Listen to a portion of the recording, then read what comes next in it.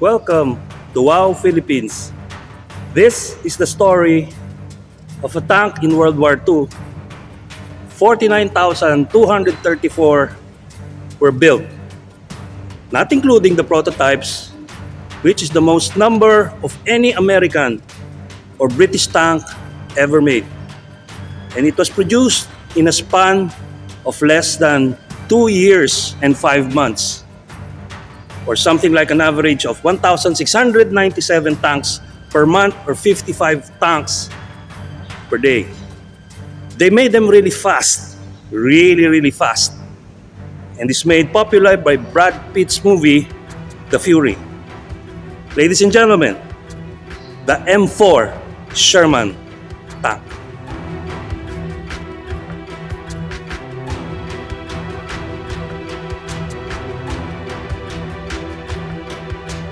Here at WaW Philippines, we have another special guest.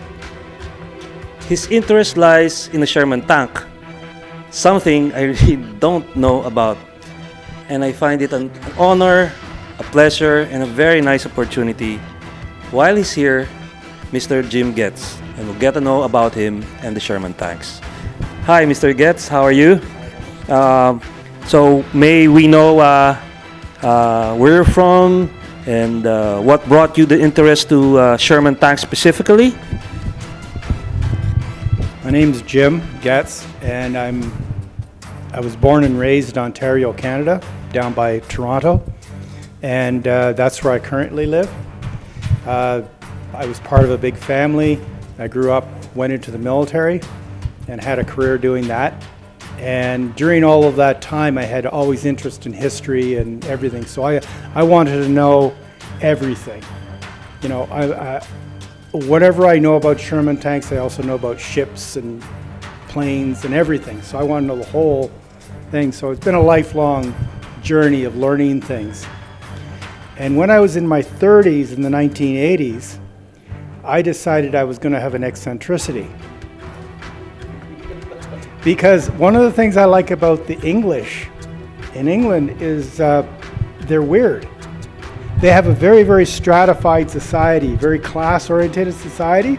And when you have a group of people like that and you put the pressure on them and everything like this, people leak out. And those are the weirdos. Those are the eccentrics. And those are the people that just do weird things. They collect stupid things. And in England, you don't have to be rich to be an eccentric. In Canada, if you're an eccentric, you have to be rich. So I decided I was going to have an eccentricity. So I looked around, and I've been traveling a lot, and I noticed a lot of pictures I had of Sherman tanks. And it was because they're everywhere. And I said, what I will do is I will go to every Sherman tank in the world and take a picture of it. And I know Sherman tanks aren't spectacular. They won the war and everything, but they're not sexy. Yes. So I decided, but there's got to be at least a couple of hundred of them, which would mean if I want to go to a certain country, maybe the deciding reason why I'd want to go there was because they have at least one Sherman tank. So I'll give you an example. I was in Australia and I wanted to go to the Solomon Islands. I wanted to go to Guadalcanal. Yeah. But I was listening to the stories and I was reading all about the travel things in there. It was nothing but red and warnings and they're out of war and everything like this and all this sort of stuff. Then I said, well, I don't know. Maybe it will, maybe it won't. But they have a Sherman tank, and I have to go. So I went there. And it was a spectacular trip. Was it in the land or in the waters? Guadalcanal is one of the most amazing places I've ever been to. You can stand up on top of a hill and see the whole battlefield, the Army, the Navy, and the air, all from one spot, because that's where it took place for 6 months. And I still went and found the Sherman tank. And I was the first one to find the serial number of this Sherman tank. So I went, yay, victory, wonderful, everything like this. But then I went to Virginia to meet one of the experts on this. And the guy from France was there. And those are both experts, right? If they say the tank you're looking at is blue, I'll go, okay, it's blue. It's blue, whatever. These guys are I just collect the information. These guys are the ones that tell me what I'm actually. And so we're sitting there with the laptop, and we're going through all my pictures. And they're saying, good job on the serial number and everything like that. And you found this, and you found this, and you found. And then there was another number they were looking for. And it's 4 digits. And they found it. It zoomed right in on the picture and everything like this. But 2 of the numbers you could see, but 2 were in shadow. And they went, oh, we don't have it. And I went all the way to the Solomon Islands, and I didn't get what I was supposed to get. I didn't get it all. So now my first thought was, I have to go back to the Solomon Islands. That's a normal thing. So that's basically why I hunt Sherman tanks. But if I may ask, all the military equipment, why the Sherman? Because they made 50,000 of them, and at the end of the war, they gave them all away. Like the ones in the Philippines actually fought here, but all the ones in France, all the ones in the United States, there are about 100 in the United States, all the ones in England and everything like this, and Israel and Iran. There's actually one in Georgia now, in Georgia, U.S. or Georgia, U.S. that went through at the end of the war, to the end of the Second World War, was given to Iran. And during the war with Iraq, it got damaged and it got captured by the Iraqis. When the Americans invaded Iraq, they found it, they captured it, they took it as a war trophy, and now it's in back in the United States. It's back in the United States in their tank museum. And it's like I have to go, when I finish this trip, I have to go down to Georgia and see it, because I haven't seen it yet. And but I've seen most of all the other tanks, but I have to go there because it's one special tank. It's probably there are 3 Sherman tanks left in the United States that I haven't seen. And so it's just a reason to go on a journey, to go someplace. The Sherman tank, it's quite a history. Most things are. The Sherman tank is basically looked at as not being a good tank. When it was first used by the British at the Battle of El Alamein, the British loved it because they had really crappy tanks. And this is the tank they needed for 2 years. And the way and there was a whole history of American armor, starting from World War I, reading up the little tanks, and then they went up to the M1, the M2, the M3, and they came out with the M4, yes, and the M4 is the Sherman. The Americans never called it the Sherman. Because the British named that, correct? Yes, the Americans sent. Through Lend-Lease, they sent Sherman tanks to England. But the first thing they did was they sent the M3. And when they ordered the M3, the British said, we want a bigger turret on the top. You know, the small little turret? They said, we want a bigger turret. And what they did was the one with the little turret, they called the Lee. The one with the bigger turret that could fit British radios in it, they called the Grant, which were 2 generals from the Civil War. And then they got the M4, and they called it a Sherman. And then they called they called most of the they called most of the American equipment that went over that they used by a name, whereas the Americans never called the Sherman tank the Sherman tank. They was just an M4. It's like the M3 Stuart tank. When they made a better one, they called it the M5 because they didn't want to confuse it with the M4 that was a Sherman. But what's interesting is I've talked to a lot of people at museums, and they say the kids that come in today know more about my equipment than they do, because kids, especially boys, are just garbage brains. They love histories.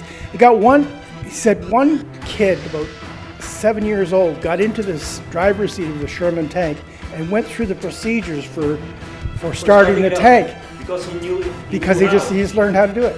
And it's like women get driven nuts because guys are so passionate about something like that.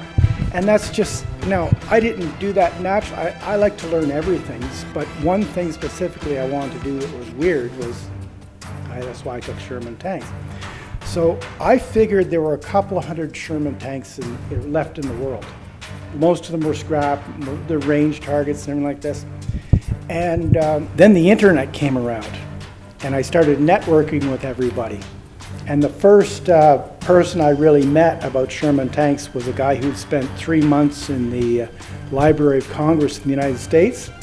And he came out with all the details in the history, like the serial numbers, how they were all arranged, because the Americans did not keep very good records. And they didn't record,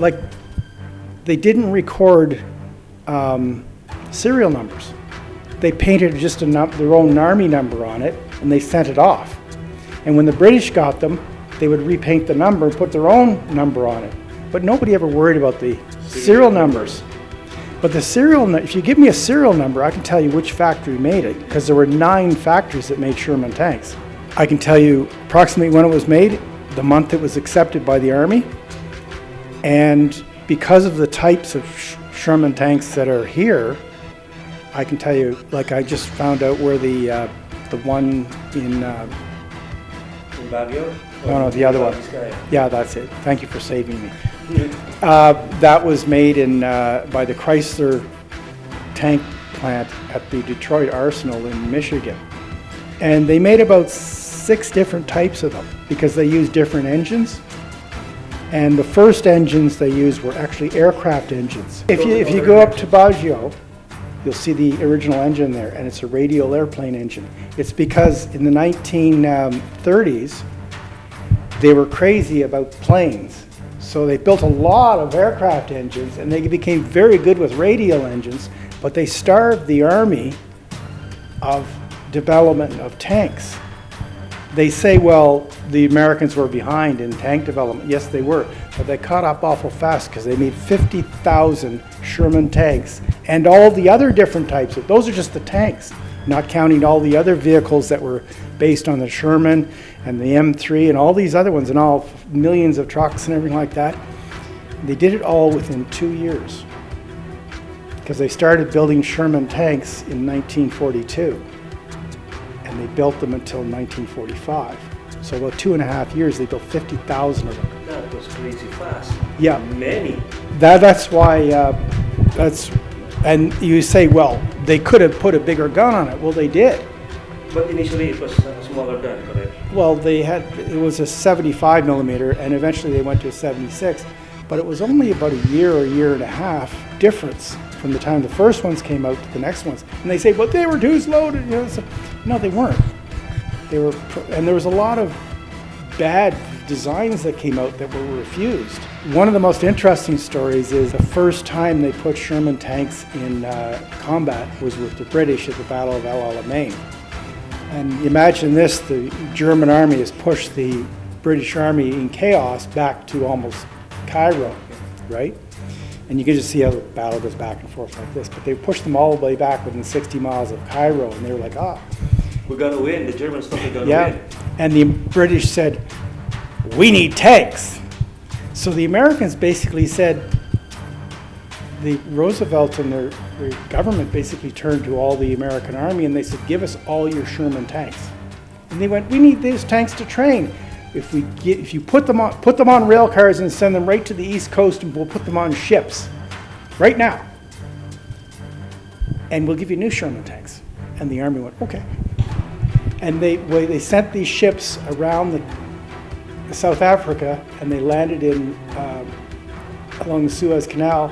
And they drove them to the battlefield, and that was the first time that the British had a really good tank in the desert. They liked it. They loved the 75 millimeter gun. And it was the first time that Sherman tanks were used in battle. Yes, okay. yes. And the British liked the Grant tank they had before, but it was very, very high. And the Sherman tank was a really good tank, and the Germans were terrified of it. So when it first started in combat, it was a really good tank. And it was really good because the British were mechanically inept. Well, not inept, but they were very complicated, not very reliable. And it was the Americans' mass production line that actually made the Sherman tank so popular. But even when I was in the Army, I was in the infantry, and we had the M113, which was an American armored personnel carrier. You still have it here. Yep. And it was like a car. You had to work on it every day as a driver, but the maintenance was easy. And then when I worked with the British, I was working with their vehicles and saw the maintenance they were doing on the Chieftain tank, and they were bitching about it. They were saying they were always breaking down, and these are their best tanks in the 1970s and 80s, right? The Chieftain. Because they said it's a 50-ton tank and they put a bus engine in the back, and so it's underpowered, and in order to work it, you have to pull up all these panels and everything like this. So you'd be out training with them, you're out in Alberta, you're out training with them, doing live fire and everything like this. It was really good training. But you drive past the tank and all the radiators will be pulled up because they're going to come out into the field and pull the engine out because they've just blown another engine.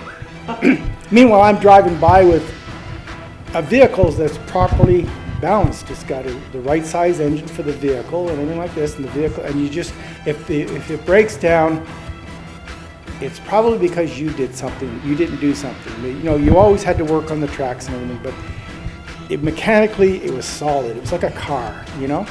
And so the British still have that problem. And that's why their Challenger tank, they think it's such a great tank because it doesn't break down as much as the Chieftain tank. So when they got the Sherman tank, they loved it. And there's a legend about the M3 tank because they got that really early. And they were running around the desert with it. And they were saying, now the legend is, because nobody's ever verified this, but somebody drove up with this M3 and they said, "What do you think of it?" It says, "It's a honey." Well, it hasn't broken and we can go as fast as we want with it. It's a honey. And which means it's like a really nice, it works really well. And that's why the British called it the honey. I suppose, but they called it the Stuart, but they also called it the honey. That was the name the soldiers gave it. Is that like a nickname?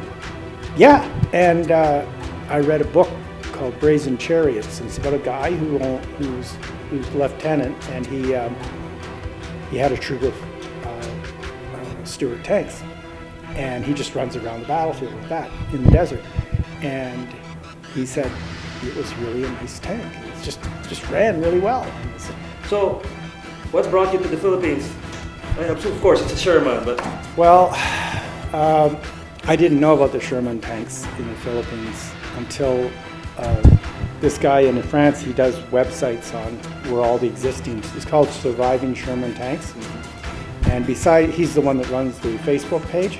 Oh, the one that I saw over here. Yeah.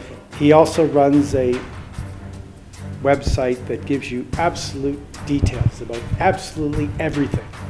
And I read it once and my brain exploded. There's just absolutely all the detail you could possibly want about a Sherman tank, and all the different types and all the different engines and all the different things. And if I sent him, like he's the guy I sent the serial number of Baggio to, and he came back and said, "That's not the right one." And I go, "How could you do that? You just know everything." It's like, oh!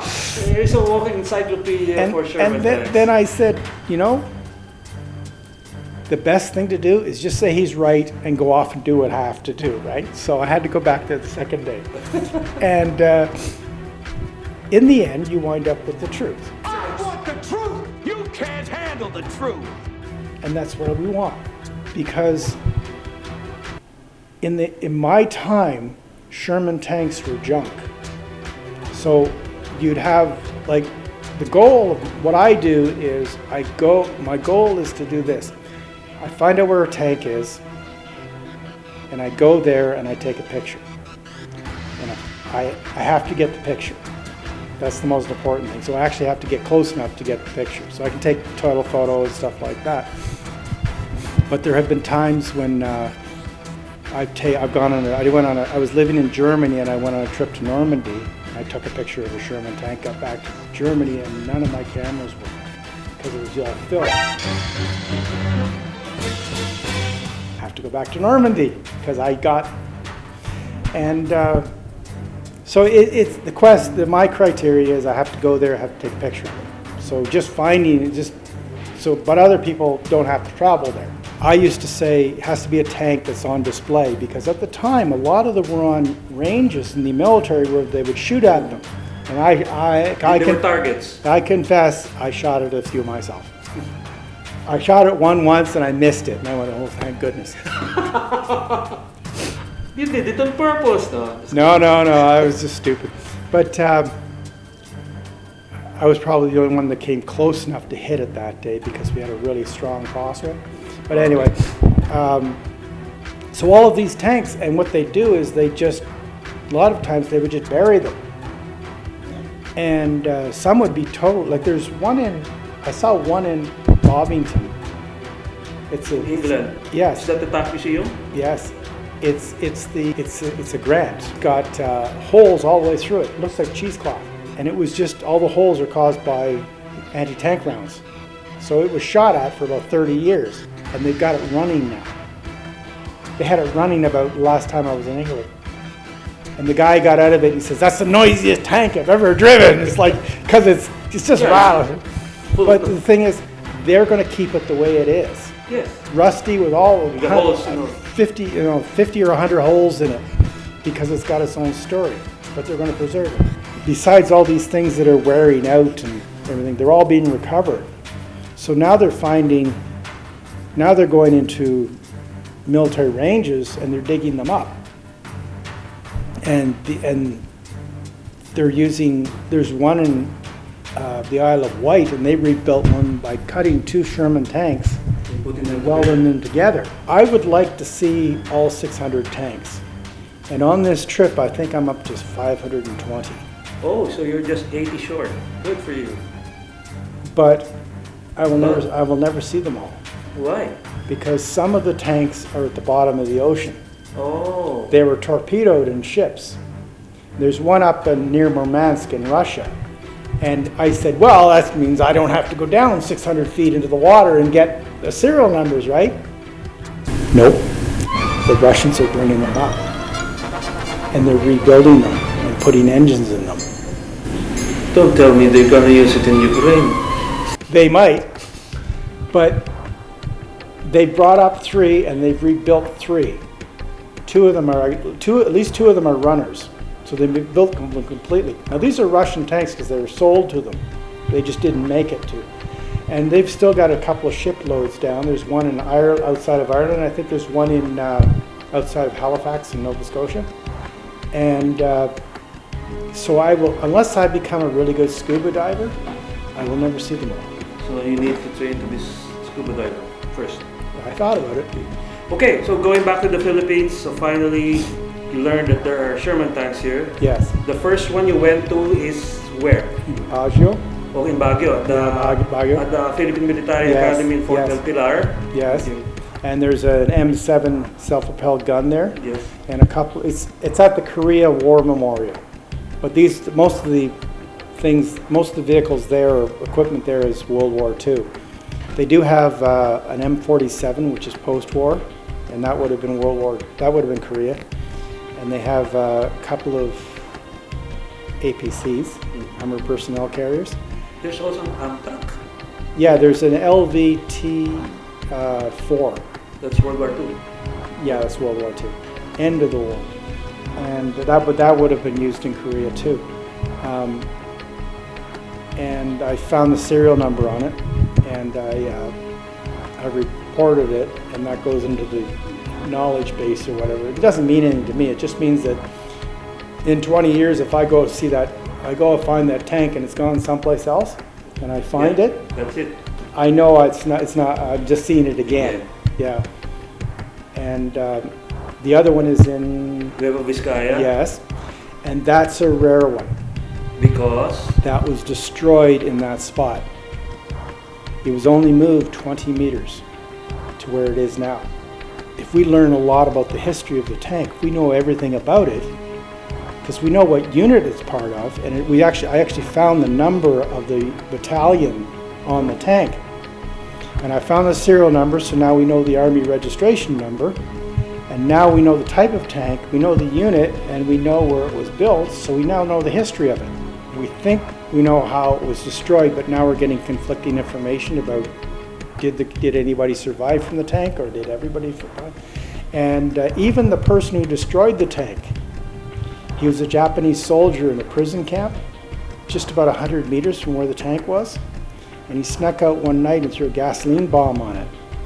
But the thing is, it's so rare to find a tank that was actually destroyed in place. I've been to Israel and I've been to France and Belgium, and when I was there were tanks that were still in the same situation that they were destroyed in. They were stopped. And unless they were taken possession of by the local village or something, they just sat by the road. And then you'd find out that the tank museum in Brussels or something like this has taken it and they're rebuilding it, but it's theirs now. When what they actually should do is they could just leave it there. They put it, the local town will put it on a monument or something. Yeah, on a park. Yeah, and because all over France there are tanks like that. But my goal is to get information, learn as much about the Sherman tanks as we can, the individual ones, because they're still going to be here in 500 years. They're like suits of armor. They're like they're like the museum.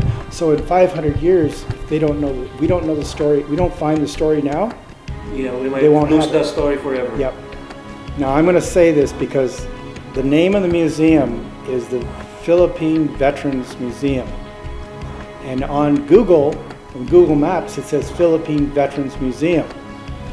But since then, the curator has sent me an email saying it's not the Philippine Veterans Museum, it's this other museum. And I said, well, why don't you have it up there? He said, well, we haven't changed our website yet. Well, if you didn't tell anybody. Yeah, that's his fault. Now, are you on the World War II in Philippines Facebook page? Yes. Okay. I posted the pictures I took of the Yes, I saw museum, it. right? That's fake. It's a plastic tank. It's a very good fake, but it was built for the 75th anniversary The Battle of Manila. of the Battle of Manila, and they have the setup there, the diorama, which is the tank and the gate. In the gate. Yeah, so they took that from there. Actually, it was placed, if I'm not mistaken, in the City Hall of Manila, where they Yes. displayed it first Yes. for the anniversary. Then after that, so that's where it is right now. And that's the good thing about it, is the museum is going to preserve it. Yes. And but then I saw it on the website and I said, that's fake. But I still have to go there just Yes. to make sure. Yes. And but the museum is an excellent museum because it's all about Filipinos. They're dioramas. You've seen the pictures I took. Yeah. Those are all dioramas of Filipino guerrillas fighting Japanese. And they're excellent. They're all life-size, and they all talk about individual events. And because Filipinos should be very proud of what they did during the war. They suffered a lot, but they fought a lot too. And that's a museum that's really, really good for Filipinos to go there. So these are the 3 Sherman tanks you saw in the Philippines. One was this museum piece, Yes. and 2 are actual real tanks. So that's about it. Yes. As far. So I also hope that you've seen the movie Fury.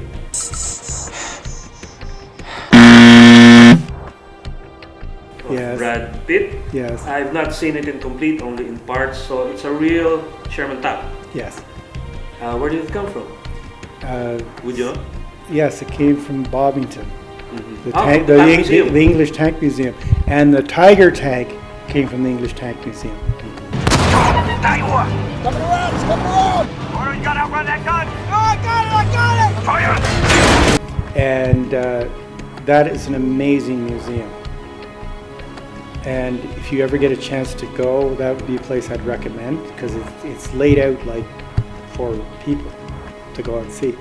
And it's one of the best tank museums in the world. It's one of the top 2. The other one is the Kubianka Tank Museum in Russia. And they're both amazing because they're both so unique. They don't generalize anything, but mostly it's anything that was used by the English is in Bovington. Anything that was used in by the Russians is in Russia. But the thing about Russia. Like I went there in 1994, and I was probably one of the first Canadians ever to see the museum. And what was really amazing about it was they had tanks there that were all experimental. Russian experimental. Yes, the curator, they're just getting into building proper buildings for it. They were just warehouses when I was there. The curator would come to work in the morning, he'd see this tank there, some experimental whatever, and there'd be a note on it, please put this in storage. And he didn't have a name for it. But you can go in there and it's stunning because there's so many, like I studied this a lot, and there's so many vehicles in there that I've seen for the first time. And which you think, well, maybe they could try this. They had tried that. So it's such a unique museum. And Bovington had the same thing. Like you've seen the tank chats on YouTube. Well, there's a guy called Fletcher, and he was the curator. He's the one that's actually got the tank museum to be as good as it is. He said they gave him a chieftain tank one day, and it was an experimental one, and just whatever. So I think that they have an aluminum one there. And he said, okay, you gave me the whole 50-ton tank. Now could I have the manuals so I can at least know how to drive it, right? And they said, no, that's restricted. We'll give you the tank, we can't give you the book on it. So it's sort of like weird, because restricted at the time was the lowest form, right? And the way you destroyed a restricted document was you ripped it in half and threw it in the garbage, and that was considered destroyed. It was like, and why can't you give me the damn thing? Send me somebody over there to show you how to use it. We can't, it's a secret. Picture of both Allied and German tanks, and there's few Shermans here. Yes, I know them all. Yeah, I'm sure you do. See, these are the tanks that the British had, and they weren't very good, except for maybe this one. And it took them 5 years to come up to be good, this one, a good one. All these other ones, like the Valentine and all these sorts of things, were not very good. But this is Canadian. So tell us about the Sherman tanks in the picture. Well, the different types of Sherman tanks are based on their engines. So there's six or seven different engines. So they went from radio. Okay. They went from radio to inline gas to diesel. There's actually one type that has 2 diesel engines in it. And then they built one that the A4 had 5 engine blocks in it. And what they did was they took engine blocks. You know how you make a V-shaped engine? V engine. They made one with 5. It's like like a star. Yeah, like you get a 2 to form a V engine blocks, and you got 2 3 down here and 1 down here. Yeah. And it was so complicated, the Americans didn't want to use it. And but the British took it and they said, we love it, because they like complicated things, right? And they thought they made it work. And so Canadians and British people used the A4, even though it was the most complicated engines. The Americans didn't want it because they wanted everything simple. The British took it and they went, compared to all our other engines, this is fantastic. This one here's a flail. For mines. For mines, yes. And there are a couple of them still left in the world. There's one in England, there's one in Canada, and there's one in India. And these are, I can tell the type of tank because there's a little bump back here where the shadow of my finger is. Mm-hmm. And that's because the engine that's the 5-block engine. Oh. It was so big, they had to build a little roof on top to accommodate the engine from below because it was so big. But so if you see that type of an A4, it was probably used by the British. If you see an A3, it was probably used by the Americans. And then there's the type that you have here, which is a composite armor plate, but I don't want to talk about that right now. It's this is a composite hull here, but it takes a bit of explaining to understand that. But and then you can have an A1 with a 75 millimeter turret or a 76 millimeter turret, because the turret ring is the same size. So you can take one turret off and one turret in. And what's really interesting is I can take a picture of a tank or something like this and send it in, and they say, oh, well, that tank was this and this and this, and it originally had a 75 millimeter turret, and now they put a 76 on it, and now they're putting it back to a 75, and I'm like, you guys keep taking this. I don't want to. I just go visit it. But all of these are, they're all combinations of the same thing. This one's a little different because it doesn't have a, and then there are two different, like what I do is I take pictures. When I take pictures, I look at all the external details, and I do things like I have a whole sheet of information, and one of them is things like what type of engine. So it has a list of 6 engines, and I check one off. And then it says what type of gun. Is it a 75 short? Is it a 75 French? Is it a 75 somebody else? Is it 60 millimeter that the Israelis did? Or is it a 105 millimeter that the Israelis did? Or is it 105 millimeter that the Argentinians did? And is it a 75 millimeter that the French built? Then the Israelis put it in their tanks. And so I got all these little checklists. So if somebody says to me, this is a tank, just by the picture, I can look at all the little individual details in it and say, it's not the tank you're talking about. It's probably this one. Without knowing the serial number, just by the external features on it, because all of them are different, a little different. And then there are things like battle scars on them and broken things and like the frame to protect the headlights. Yeah. Some of them are still there, some of them are not, and some of them are like fingerprints. They're bent in a certain way. They're just damaged. So I can look at that and go through my records and go, and then, because I keep pictures, I go, and you compare the pictures and you say, that's that tank. I can see this, there's certain fingerprints in it that I can say it's probably this one. And then because for the first 20 years I did this, I didn't collect serial numbers. So now I have to go back and do a huge inventory because the first 300 tanks, I may or may not have the right serial numbers, and I may have duplicates. So number 301 may be the same as 150, but I'll never do it properly because I didn't. And it's just mind-boggling. But there's a site called Sherman Minutia, and it goes into every little detail, and you'd be like, drive you nuts.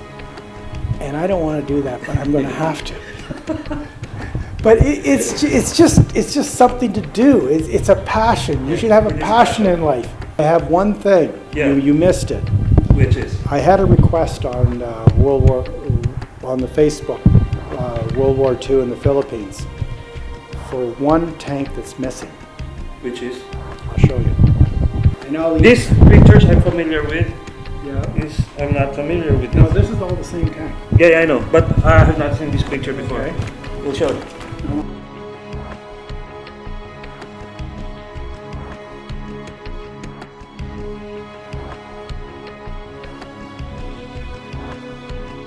Now this is from the guy in France. He does his own website, so this is off his website.